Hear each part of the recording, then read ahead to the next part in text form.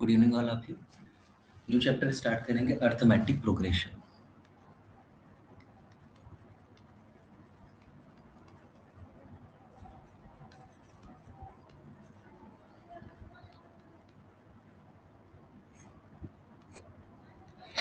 तो देखिए, arithmetic progression का मतलब क्या है कि देखिए यहाँ पे आपको सबसे पहले एक वर्ड पढ़ना पड़ेगा, सीक्वेंस। सीक्वेंस किसे कहते हैं? देखिए सीक्वेंस क्या है, एक नंबर्स का एक वो होता है, आप समझो कि एक डिफिनिट ऑर्डर में आप नंबर्स को अरेंज कर देते हो और किसी एक पर्टिकुलर रूल को लगा के मतलब ये है, जैसे आपने क्या किया कि आपने 1 2 3 4 5 ये सब लिख डाला।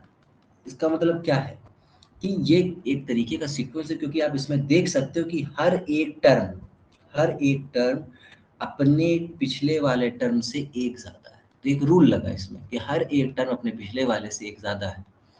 तो जब भी आप कुछ नंबर्स को डिफिनिट ऑर्डर मतलब एक फिक्स ऑर्डर में अरेंज करते हो किसी एक रूल को लगाकर, उस उस नंबर्स के ग्रुप को ही आप क्या कहोगे? सीक्वेंस कहोगे। सीक्वेंस उसे कहते हैं, ठीक है। तो लिखेंगे सम नंबर्स, अगर कुछ numbers, some numbers arranged arranged in a definite order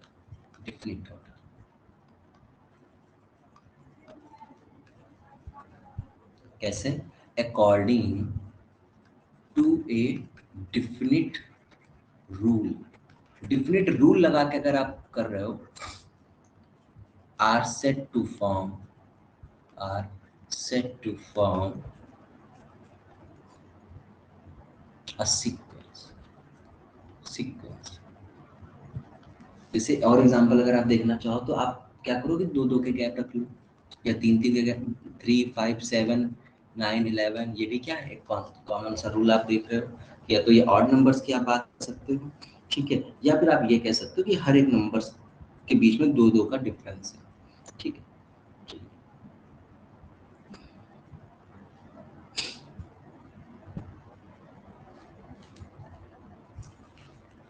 अब एक वर्ड आता है सीरीज। सीरीज क्या होती है? जब इन्हीं नंबर्स को, जो ये टर्म्स लिखे हैं, ये जो टर्म, ये नंबर्स, इनको आप नंबर्स ना बोलो के बोलोगे टर्म। ये क्या है? टर्म है। ये पहला टर्म है इसका, ये सेकेंड टर्म है, ये थर्ड टर्म है, ये फोर्थ टर्म है, ये फिफ्थ टर्म है, ठीक है। जब जो टर्म्स हैं उनको आप ऐड करके लिखते हो, ठीक है।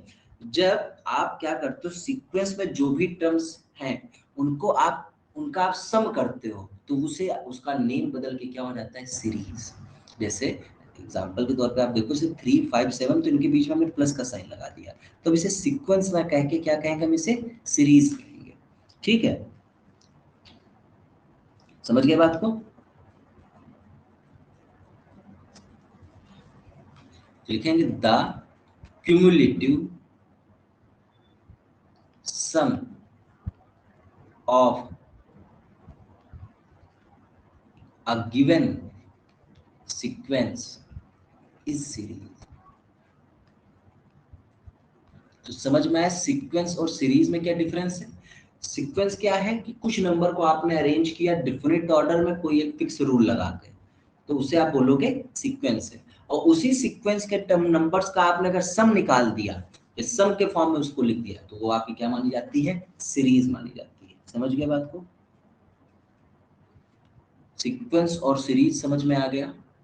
बताओ, सीक्वेंस एंड सीरीज, ठीक है।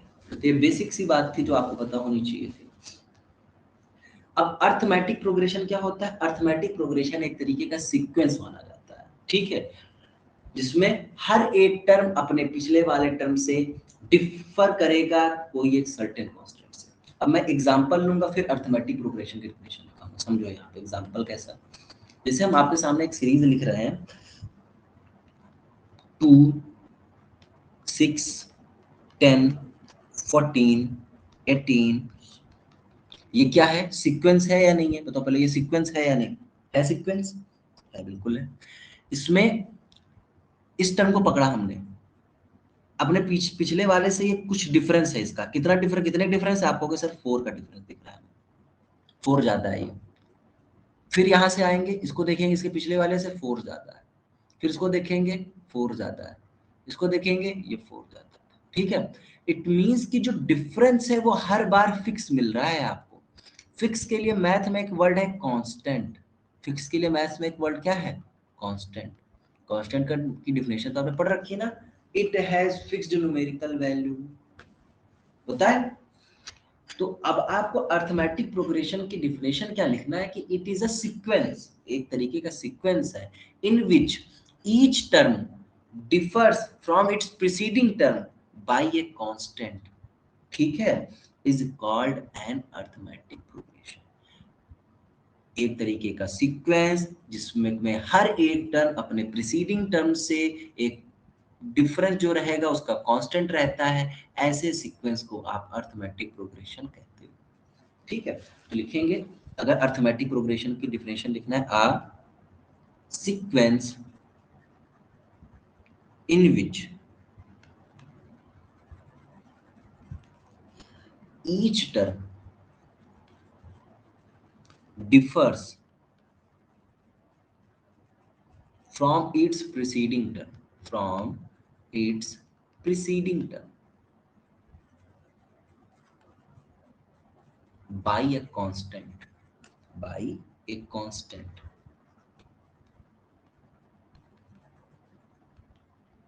is called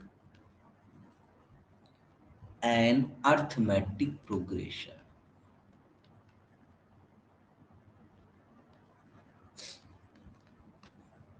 ओके, अब अर्थमेटिक प्रोग्रेशन को शॉर्ट फॉर्म में क्या लिखेंगे? अब इतना बड़ा नेम है, बार बार थोड़े लिखेंगे, ए पी, ठीक है, ए पी रिटर्न एज, इसको किस तरीके से लिखते हैं हम लोग? ए पी, ए कैपिटल का फिर पी कैपिटल का। तो a sequence in which each term differs from its preceding term by a constant is called an arithmetic progression. Example जो ऊपर वाला है उसको नीचे लिख लो, 2 6 4 10 14 18 and so on is an AP, ठीक है, ये क्या है? is an AP। और डिफरेंस अगर आप देखो हर एक का, वो कितने का आ रहा है? 4 4 का आ रहा है। तो देखो क्या ये डिफरेंस सब में कॉमन है? कॉमन है या नहीं है? सब में डिफरेंस कॉमन है, सेम आ रहा है, सेम आ रहा है, तो इसे हम बोलते हैं कॉमन डिफरेंस। डिफरेंस ही केवल नहीं बोलते इसे, हम बोलते हैं कॉमन डिफरेंस। कॉमन डिफरेंस कितना है यहाँ पे आ रहा है? 4 आ रहा है। कॉमन डिफरेंस कितना आ रहा है? 4। कॉमन डिफरेंस को रिप्रेजेंट किससे करेंगे? स्मॉल डी से। पूरा नेम कॉमन डिफरेंस का भी नहीं लिखा जाता, बहुत कुछ देर बाद, कुछ जब आप प्रैक्टिस कर लोगे आप केवल डी लिखोगे। डी का मतलब होता है कॉमन डिफरेंस। बताइए यहाँ तक जो भी बातें हमने बताई हैं समझ में आ गया या नहीं आ गया, जरा मुझे बताओ। किसी को अगर ऐसा लग रहा है कि नई दिक्कत है कोई, तो पूछ सकता है। क्लियर हो रहा है? हाँ बस दे रहा हूँ, बस कर रहा हूँ, दे रहा हूँ। चलिए स्क्रीनशॉट ले लीजिए पहले वाला।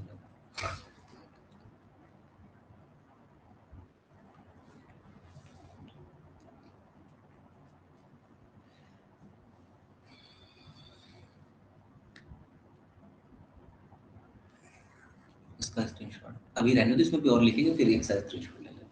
अच्छा यहाँ से एक बात आपको अगर हम बताएं, तो आपको अगर हम कोई भी एक सीक्वेंस आपके सामने लाकर रख दें, जैसे हम एग्जांपल के तौर पे आपके सामने 2-3 सीक्वेंस में लिख रहा हूँ और मुझे बताना कितने एपी में है कितने नहीं है। फॉर एग्जांपल देखो यहाँ पे हमने कुछ एग्जांपल्स और लिखे हैं आपके सामने, जैसे हम लिख रहे हैं 1 3 5 8 7 8 के बाद 11 13, एक ये लिख दिया हमने।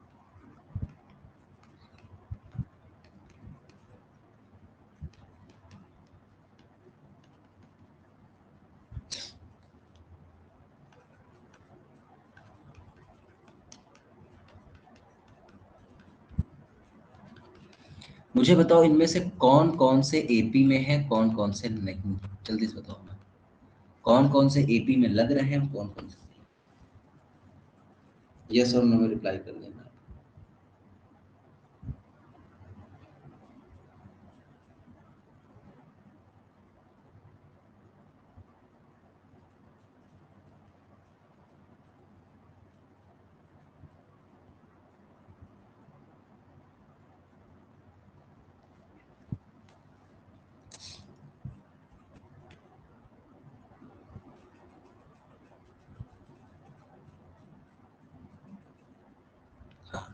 पहला नहीं है।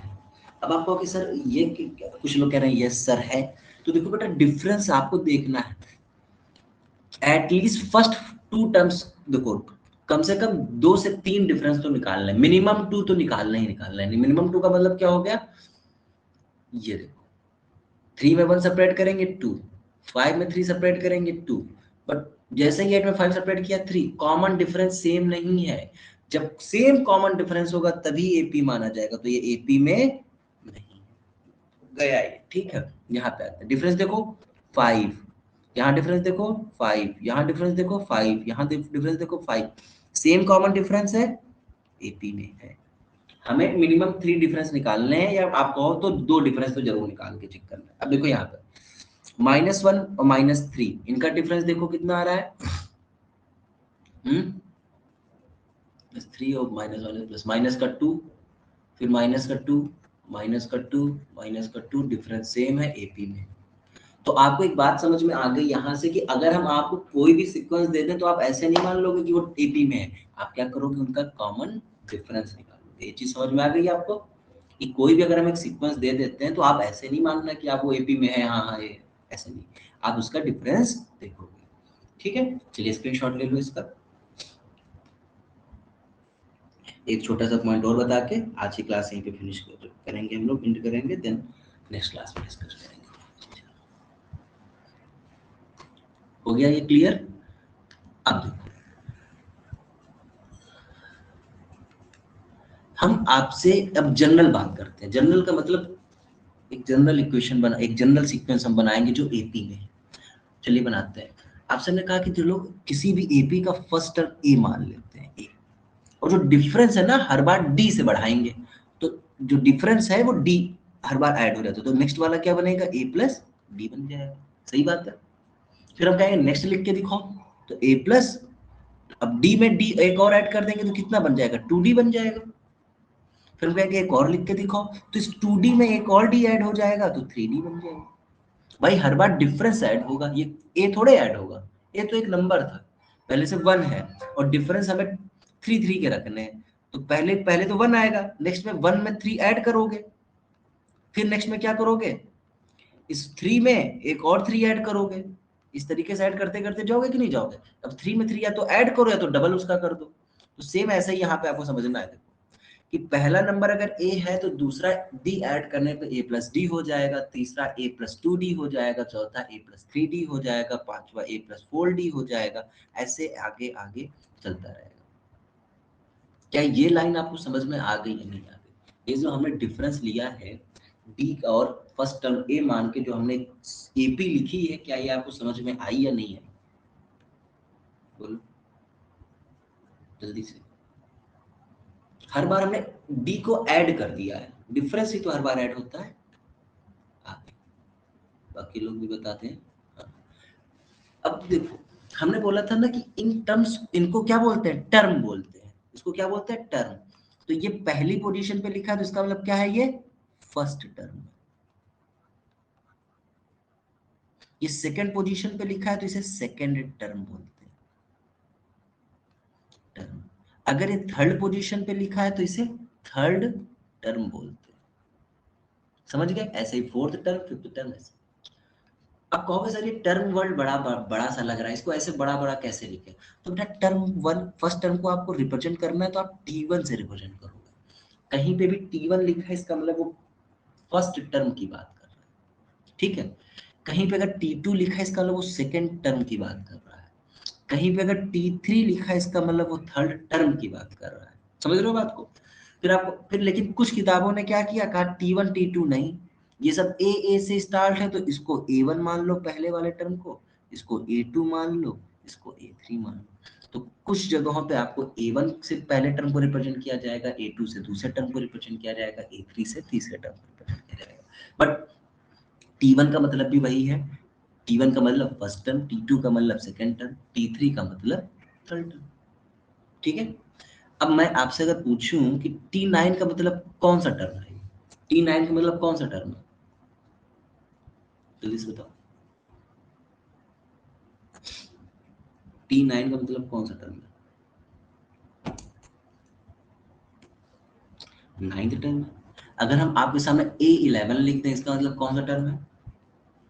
A11 लिख दें इसका मतलब कौन सा टर्म है?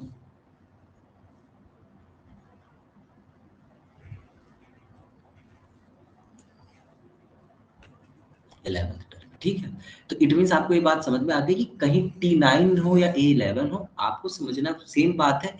T9 मतलब 9 टर्म, A9 9th टर्म, दोनों का मतलब ये। अब थोड़ा सा गौर करो, T1 जो हमने लिखा है यहाँ पे वो कितना आया है? A। T2 की बात करें तो वो है A प्लस डी। T3 की बात करें तो A प्लस 2D। आप देखो कुछ जबरदस्ती तो करवा नहीं रहे। T4 देखो A प्लस 3D, वही तो लिखा है। आपको एक पैटर्न देखने को मिला, पैटर्न देखने को मिला, आपको आंसर देखने को तो मिल रहा है क्या? अरे यहाँ पे हम 0 × D कर देंगे, कोई दिक्कत नहीं है। 0 × D कर देंगे, कोई दिक्कत नहीं। यहाँ पे 1 एक गुणे में लगा देते हैं। तो सेकेंड टर्म अगर हमें लिखना है तो सेकेंड टर्म हम कैसे लिखते हैं? A प्लस 2 में 1 कम करके D से मल्टीप्लाई कर दिया। जैसे यहाँ पे आते हैं T3, T3 कैसे लिखा गया? पहले A प्लस T3 में 1 कम कर दिया 2D, ठीक है। फोर्थ टर्म कैसे लिख रहे हैं? A तो हर बार सेम है जो ऐड कर रहे हो, 4 में 1 कम कर दिया 3D।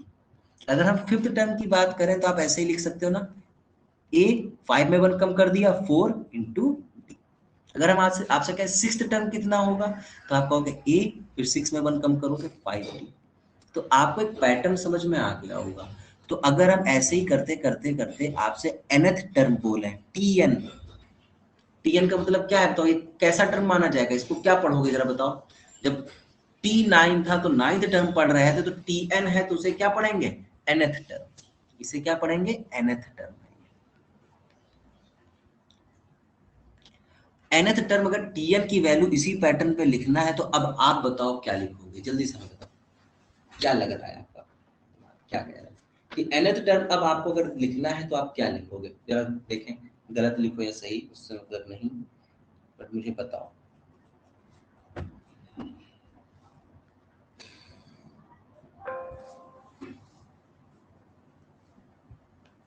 A plus n minus 1 into D, A plus n minus 1 into D.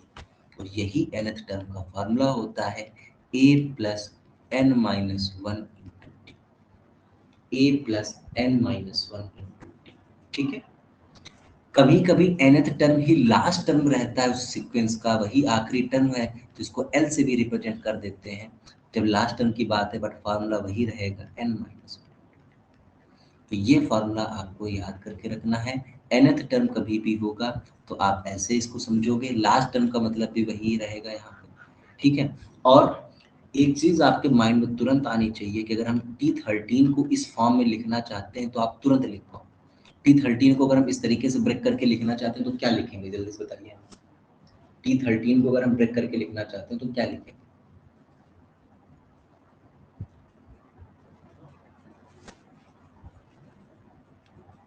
A plus 12D plus 12D, एक कम करके, ठीक है।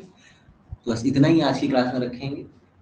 बस अब डिफरेंस का फॉर्मूला बता देना है और आप एक्सरसाइज को करने के काबिल हो जाओगे, ठीक है। तो आज की क्लास में केवल इतना ही। Good night, take care.